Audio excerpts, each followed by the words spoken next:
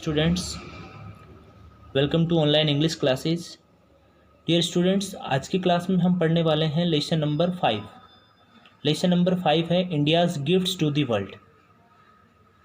India ने world को क्या प्रोवाइड करवाया है, कौन से इम्पोर्टेंट गिफ्ट्स प्रोवाइड करवाए हैं जिसको वर्ल्ड कंसिडर करता है, उनको एक्सेप्ट करता है।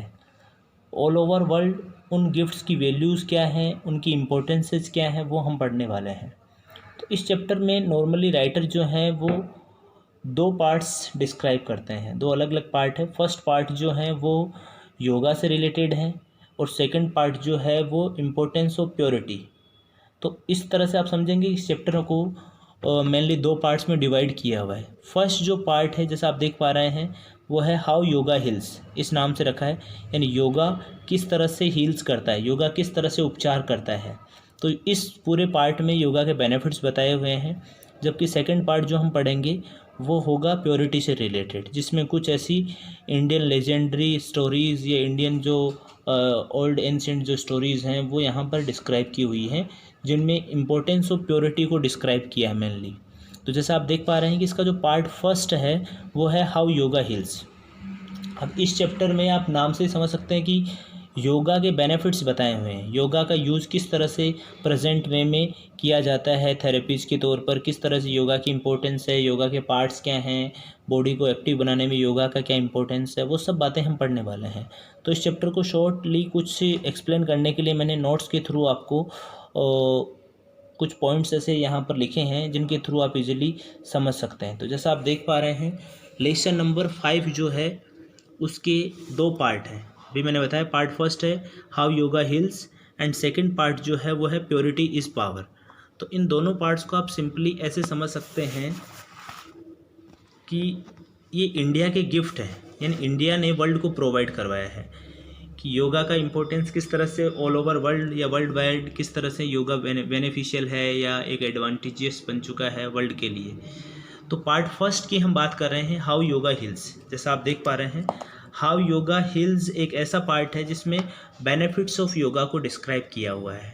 जैसा आप देखेंगे कि सबसे पहला जो पॉइंट मैंने बनाया वो है योगा एज थेरेपी, योगा का इस्तेमाल किसके तौर पर, एक थेरेपी के तौर पर। तो योगा का कौन कौन सी डिजीज़, स्टार्टिंग के पैराग्राफ में ये बताया कि कौन कौन सी डिजीज़ के लिए योगा का इस्तेमाल थेरेपी के तौर पर किया जाता है।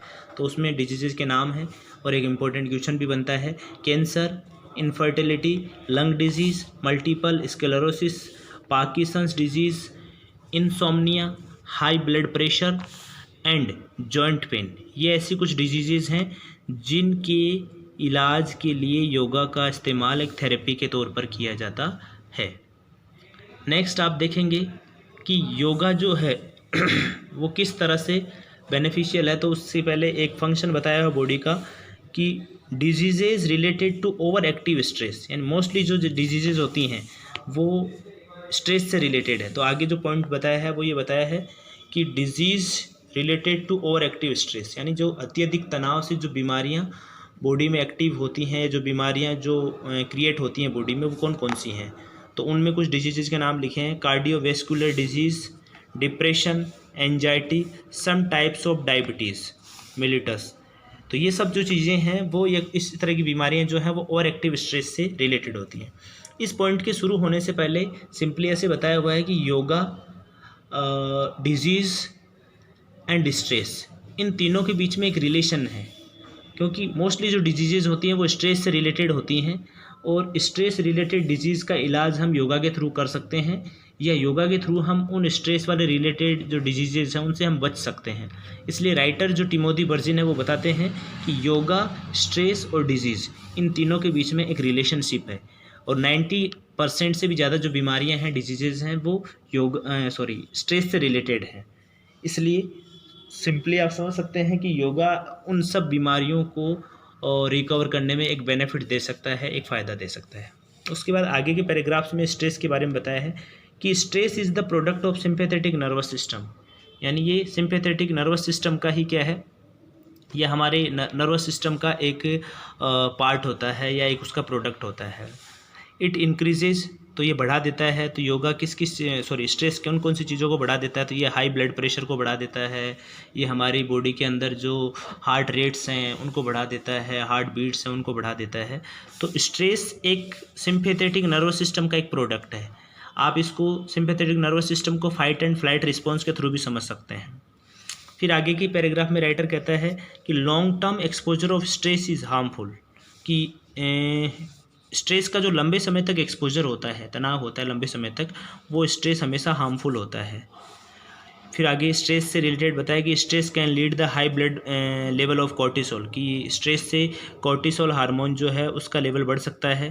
फिर कॉर्टिसोल हार्मोन के दो लेवल बताए हैं कि इसका जो नॉर्मल लेवल होता है वो बॉडी के लिए अच्छा होता है, लेकिन इसका हाई लेवल जो होता है वो हार्ट अटैक जैसी प्रॉब्लम्स क्रिएट कर सकता है। तो यहाँ से आप इंपॉर्टेंट इसको समझ सकते हैं कि normal level of cortisol hormone activates body, but high level of cortisol में increase dangers of heart attack and stroke. तो सिंपली समझ में आ रहा है कि कॉर्टिसोल हार्मोन का जो नॉर्मल लेवल होता है वो बॉडी के लिए अच्छा होता है, ये हमें कुछ बेनिफिट्स देता है। बेनिफिट्स किस तरह से, कि ये स्लीप वगैरह के लिए बेनिफिशियल होता है, ये आपको कंफर्ट में रखता है। लेकिन अगर इसका लेवल बढ़ जाता है बॉडी में तो फिर आपको जो हार्ट रेट है वो बढ़ जाती है और ये हार्ट अटैक जैसे और स्ट्रोक जैसे प्रॉब्लम्स क्रिएट कर देता है।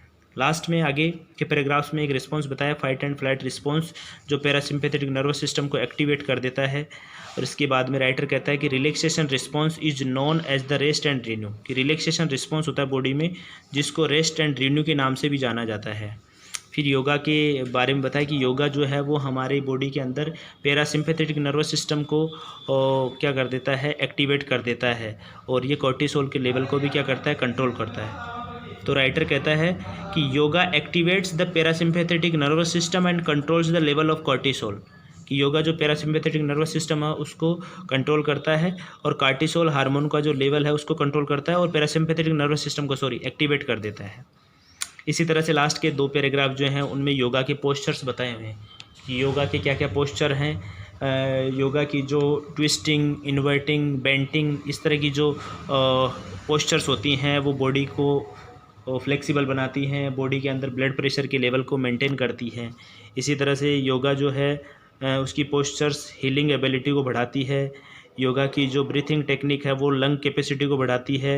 इसके अलावा मसल्स को बढ़ाती है, रेंज ऑफ मोशन को बढ़ाती है। तो इसे लास्ट में 2-3 पैराग्राफ जो छोटे छोटे हैं उनमें योगा के पार्ट्स को डिस्क्राइब किया हुआ है। तो इस तरह से ओवरऑल ये जो पूरा चैप्टर है वो हमें योगा के बेनिफिट्स के बारे में, बॉडी की एक्टिविटीज़ के बारे में बताता है, बॉडी के अंदर किस तरह से हमारा fight and flight response active होता है, स्ट्रेस का क्या रोल है, और इसके अलावा रिलैक्सेशन रिस्पॉन्स क्या है, योगा के बेनिफिट्स क्या है, पैरासिम्पैथेटिक नर्वस सिस्टम कैसे एक्टिवेट होता है और इसे दूसरे तरीके से कैसे एक्टिवेट किया जा सकता है। ऐसे कुछ इंपॉर्टेंट पॉइंट्स इसमें दिए हुए हैं। तो आई थिंक आपको इस चैप्टर की जो थीम है वो समझ में आई होगी कि ये जो चैप्टर है वो बेनिफिट्स ऑफ योगा को डिस्क्राइब करता है। और जिन स्टूडेंट्स को कुछ प्रॉब्लम्स हैं वो सिंपली इस चैप्टर की रीडिंग करेंगी, और जिनको प्रॉब्लम्स फिर भी आ रही हैं तो क्लास में डिस्कस करेंगे, या फिर आप किसी गाइड की हेल्प से भी इसको समझने की कोशिश कर सकते हैं। इसके क्वेश्चंस आपको प्रोवाइड करवा दी जाएंगे। Thank you. Hello students, lesson number 5 के पार्ट 2 में राइटर जो है वो मेनली बात करते हैं प्योरिटी के इम्पोर्टेंस की, कि प्योरिटी का इम्पोर्टेंस किस तरह से सोसाइटी में ह्यूमन नेचर के लिए इम्पोर्टेंट है। तो आप जैसा देख पा रहे हैं प्योरिटी इज़ पावर जो है वो लेसन नंबर 5 का पार्ट 2 है, और इसके जो राइटर हैं वो हैं प्रोफेसर डॉक्टर के सुब्रमण्यम।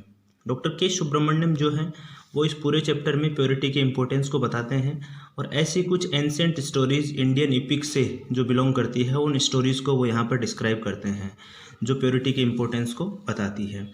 तो जैसा आप देख पा रहे हैं प्योरिटी भी एक ऐसा इम्पोर्टेंट एस्पेक्ट है ह्यूमन नेचर का, सोसाइटी का, जो सोसाइटी को चेंज कर सकता है, ह्यूमन के नेचर को चेंज कर सकता है। तो प्योरिटी इज़ पावर ये भी एक ऐसा गिफ्ट है वर्ल्ड के लिए, जो सुब्रमण्यम का मानना है कि ये जो गिफ्ट है वो भी वर्ल्ड को इंडिया की तरफ से ही रिसीव हुआ है। ये भी एक इंडिया की एक बड़ी अचीवमेंट है। तो आइए पढ़ते हैं चैप्टर नंबर 5 का 2nd part, purity is power. आप देख पा रहे हैं इसमें कुछ पॉइंट्स मैंने बनाए जिससे आप सिंपली चैप्टर की पूरी स्टोरी को समझ सकते हैं। जैसा सबसे पहले स्टार्टिंग के 1 से 2 पैराग्राफ जो हैं उनमें बताया हुआ है एरियाज़ ऑफ प्योरिटी, यानी प्योरिटी के एरियाज़ कौन कौन से हैं जहाँ पर हमें प्योरिटी होनी चाहिए, या नॉर्मली ऐसी प्योरिटी जो है वो इन एरियाज़ में कंपलसरी है।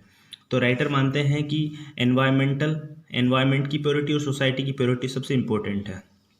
इसके अलावा वो कहते हैं कि जिस तरह से हमें प्योर एयर चाहिए, प्योर फूड चाहिए, प्योर वाटर चाहिए, ठीक उसी तरह से प्योरिटी जो है वो हमारे एनवायरनमेंट में भी और सोसाइटी में भी होनी चाहिए। जहाँ लोग स्पाइस हो, लोग काइंडनेस से फुलफिल हो, लोगों में एक जेनरोसिटी हो, वो सब चीज़ें जो हैं वो इम्पोर्टेंट होती है। तो वो यहाँ स्टार्टिंग के 2 पैराग्राफ में प्योरिटी के एरियाज़ की बात करते हैं कि कौन कौन से ऐसे एरियाज़ हैं जहाँ प्योरिटी की ज़रूरत होती है। तो environmental purity, social purity society से रिलेटेड, और इसके अलावा ये सब प्योरिटी जो है वो उसी तरह से इम्पोर्टेंट है जिस तरह से हम प्योर एयर चाहते हैं, प्योर फूड चाहते हैं, प्योर वाटर चाहते हैं। उसके बाद राइटर कहते हैं कि we want mental and bodily health with purity, कि हमें एक मेंटल एंड बॉडीली हेल्थ चाहिए, वो भी किसके साथ चाहिए? प्योरिटी के साथ। एंड जब प्योरिटी होगी तो ऑब्वियसली हम लोग mental and bodily health easily प्राप्त करेंगे। ऐसे राइटर आगे नेक्स्ट पैराग्राफ में डिस्कस करता है कि purity of speech, purity of heart, purity of thought, purity of mind and purity of action, ये भी उतनी ही इम्पोर्टेंट है जितनी एनवायरमेंटल या फिर जो सिंपली प्योरिटी जितनी बताई हुई है वो इम्पोर्टेंट है। तो इस तरह से हर एक चीज़ में स्पीच की प्योरिटी हो, बोलने में जो एक पाइसनेस हो, इसके अलावा हार्ट जो है वो, दिल जो है वो प्योर हो, प्योरिटी ऑफ थॉट्स जो हैं वो अच्छे हों, पॉजिटिव हों, माइंड जो है वो प्योर हो, इसके अलावा एक्शन जो है वो भी प्योर हो। तो ये सभी जो प्योरिटीज़ हैं वो इम्पोर्टेंट है। तो स्टार्टिंग के 1 से 2 पैराग्राफ में राइटर जो है वो प्योरिटीज़ के टाइप्स का डिस्क्रिप्शन देता है। उसके बाद इस पूरे चैप्टर में अगर आप देखें तो कुछ एंसेंट स्टोरीज़ हैं जिसमें मैंने लिखा है Indian stories related to purity, यानी प्योरिटी से संबंधित कुछ कहानियाँ जो इंडियन इपिक से है या इंडियन एंसेंट इपिक से ली हुई है। तो इसमें जो फर्स्ट स्टोरी हम पढ़ेंगे वो पढ़ेंगे फ्रॉम महाभारत, यानी फर्स्ट स्टोरी जो है वो महाभारत से होगी, which is about Guru Dronacharya, Yudhishthir and Duryodhan. ये इसमें 2-3 कैरेक्टर हैं जो अभी अपन डिस्कस करेंगे।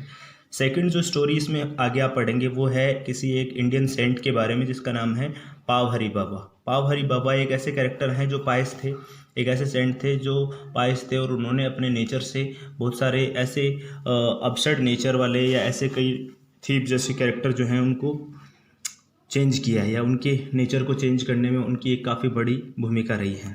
थर्ड स्टोरी हम पढ़ेंगे गौतम ऋषि के बारे में। गौतम ऋषि जो है वो एक ऐसे कैरेक्टर रहे हैं जो ईगोइस्टिक थे। ईगोइस्टिक होने के साथ साथ जिस तरह से वो ह्यूमन नेचर शो करते थे, लोगों के साथ जैसा बिहेव करते हैं, तो उससे रिलेटेड बताया हुआ कि इसमें 2 कैरेक्टर होंगे, एक कोई कॉमन लेडी होगी और एक जो है कोई कॉमन ऑर्डिनरी पर्सन होगा, जो दोनों उनके नेचर को चेंज कर देते हैं। तो वो अपन वो डिस्कस करेंगे। और इसके अलावा लास्ट जो स्टोरी है वो पैरेट से रिलेटेड। फर्स्ट स्टोरी जो है वो सिंपली महाभारत के एक इंसिडेंट को शो करती है।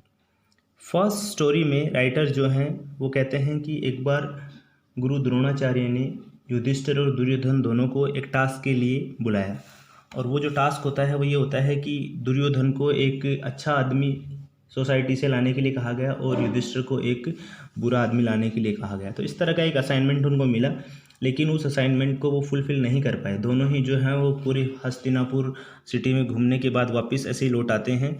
तो ये चीज़ प्रूव होती है कि दोनों को उनके नेचर से विपरीत अपोजिट काम दिया गया, तो वो उसको फुलफ़िल नहीं कर पाए थे। युधिष्ठिर को कोई बुरा नहीं मिला क्योंकि he was pious, he was kind man, he was a completely holy person. But on other hand अगर देखें तो दुर्योधन ऐसा कैरेक्टर था जो बुरा था, तो उसको कोई अच्छा नहीं मिला। तो इस तरह से फर्स्ट स्टोरी जो है वो महाभारत से युधिष्ठिर और दुर्योधन के नेचर के बारे में दी हुई है। सेकंड स्टोरी एक सेंट के बारे में है, पाव हरी बाबा, जैसे मैं अभी बता रहा था। पाव हरी बाबा जो हैं वो एक ऐसे कैरेक्टर हैं जो पायस हैं, उनको पायसनेस के लिए, उनकी काइंडनेस के लिए, जेनरोसिटी के लिए जाना जाता है। तो एक बार ऐसा इंसिडेंट होता है कि पाव हरी बाबा जो हैं वो अपनी हट में अपने शेल्टर प्लेस पर वो कहीं रेस्ट कर रहे थे, तभी एक चोर जो है वो उनके खाने की चीज़ें लेकर के और दौड़ जाता है, चला जाता है। तो जैसे उनको पता चला कि चोर जो है वो कुछ चोरी करके वहाँ से भाग गया, तो वो बचे हुए जो बर्तन हैं या खाने के जो बर्तन है वो लेकर के उसके पीछे दौड़ते हैं, और जैसे ही वो उसके पास पहुँच जाते हैं तो काफ़ी पोलाइटली उसको कहते हैं कि बैठ करके ये जो पात्र है वो भी ले लो और इनको ईजिली तुम भोजन के तौर पर इनको यूज़ कर सकते हो, आई मीन तुम खा सकते हो। तो इस तरह का नेचर देखकर, पाव हरी बाबा का इस तरह का नेचर देख कर के वो थीप जो है उसकी साउल बिल्कुल चेंज हो जाती है, वो अपने आप को बदल लेता है और कभी भी चोरी नहीं करता है। तो इस तरह से पाव हरी बाबा की पाइसनेस के आगे एक आदमी का नेचर चेंज हो जाता है।